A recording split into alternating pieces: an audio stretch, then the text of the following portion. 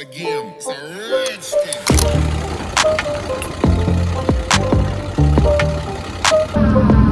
Doppelgang works, baby.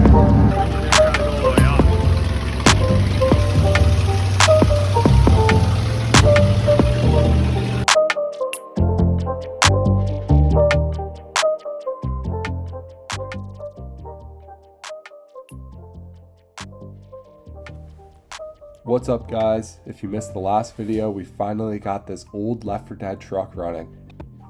We freed the locked up front brake and rolled the truck down to the barn, where we'll continue to finish the rest of the brake system. Thanks for watching today's video. Finally time to get this old truck out on the road.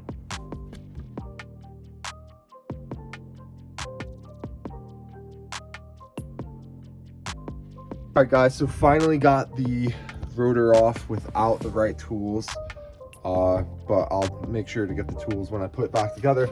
And yeah, that's what we're dealing with. So everything's completely destroyed. The lady told me that the brakes weren't working for a really long time, and it looks like it. They must have got stuck and they broke it free by breaking it or something like that, and it's been through the ringer. There's part of the shoe. Yeah, so that's fun. After further investigation on this side, it was me that broke this off. Must have been when we tugged it, because this is where the emergency brake lever goes, and it sheared it right off, which is pretty crazy. And same thing with this brake housing, ripped it right off. That's fresh metal there. So that's really disappointing. And you could also see that pad, how the pad was just stuck there. So when we broke it loose, I guess we really broke some shit, which is very unfortunate. I had to end up going on this side. I started to rip apart this side. I ended up, after all that, buying the tool anyway. So that was like 60 bucks. So that hurts. Pulled the backing plate off. And after much deliberation, I'm deciding to fix this thing. So I already banged this back. This wheel cylinder, when we broke it free, pulled through and pulled the bolts with it and bent this up. So I hammered all that back down. And then this piece where the brake shoes kind of mount and where the e-brake stuff goes to, I took that off, and this is the rest of it. So I thought this was rubber in here, but it's actually a steel slug. So I think I'm just gonna put a big bevel on this, clean this up, and weld that right back on where it should be. And I should be able to reuse this backing plate. So I welded this on, not the prettiest. I grinded it, obviously, a little bit, and welded it on the inside too. So that should be good. I'm fully confident on that. And yeah, days later, and I decided to buy the rest of the drums. So this e-brake thing, the guy cut it before and welded it, so I did the same exact thing. I'm missing that little push rod on that side, so I'm waiting for that to come in tomorrow. So I just have to attach this last spring, but the rest of it all hooked up. Got a new adjusters, all new springs, new e-brake cable, at least that one, not that one yet. New shoes. The drum looks good. I started to clean that up. So here's the hub and drum. I hit it with the wire wheel. It has a little ridge, as you can see, but I'm just gonna run it. And I have the other one getting turned down. I took the seal out, so I'm gonna put new axle seals on both sides. So tomorrow, when the rest of the stuff comes in, I'll show you. And that's the other side with new springs, wheel cylinder, shoes. All right, as you can see, she moved. So I got the rear brakes together and started it back up. The rear brake lines are together, and I started to bleed them. And then the fronts, I did new, as you can see right there, that new line, and then I did 2 new lines here that go down to the proportioning valve. So the only line I didn't do is the steel line that's right there, the rubber line in the back, and then today just came in 2 new rubber lines for the front. So we're gonna do that and then continue to bleed the brakes so we could get this thing moving. But all right, we got the brake lines bled, fuel turned on, battery hooked up. So let's try and move, see what happens.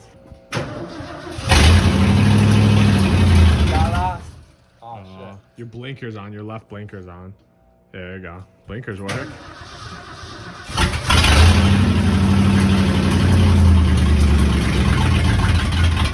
What is that sound? I don't know. It sounds like there's something in the bell housing or something.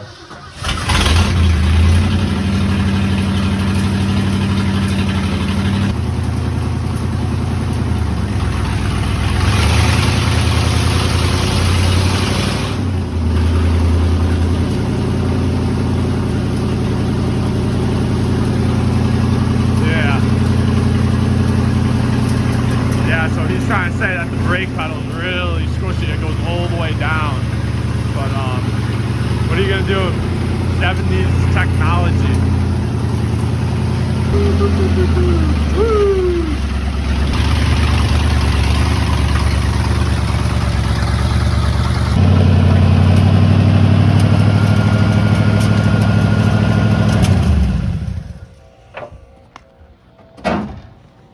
That thing is so badass. Dude, it stinks when it's running. Holy crap, dude, it's so sick. The brake pedal like squishes down, like it must be like that much. Yeah, that's what I was trying to tell him when you were driving, but I don't know about seemed like that. it was getting a little hot. Maybe. Yeah, it started to smell. There's something like in the bell housing? In the bell housing or in the transmission or something with like the that. flywheel or something.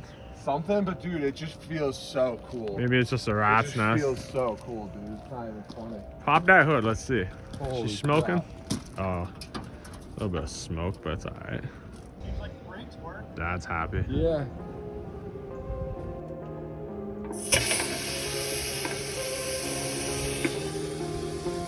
All right, filled up the tank with gas, filled up the power steering fluid, hooking up the battery, gonna send it down the road.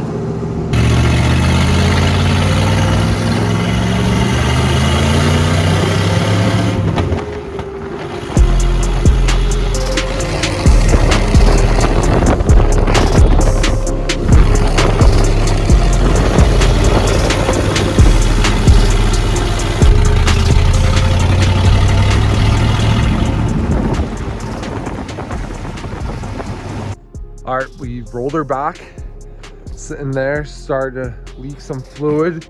So we popped the hood and there's fluid everywhere. And this was actually all the way in there. We drove down the road because we thought we lost it and we just found it right there. So stick that back in there. That should be good. I think she was overfilled. And we're just gonna wipe this down a little bit. But yeah, we also have a pinhole fuel leak that's coming out here, and it's pissing once it has pressure. So that needs to be addressed as well. Overall, definitely very sketchy, but by far the most badass thing I've ever seen in my life. It is so sick. That V8 is awesome. I still don't really know the transmission. I think I got it into 3rd gear, but that might have been low to 1st to 2nd. I can't really tell just yet. There was flat spots in the tires too, plus that one's really low, so it was kind of like bumping. But the steering felt good, didn't feel weird at all, didn't feel like any of my shitbox Jeeps. So, fucking dope.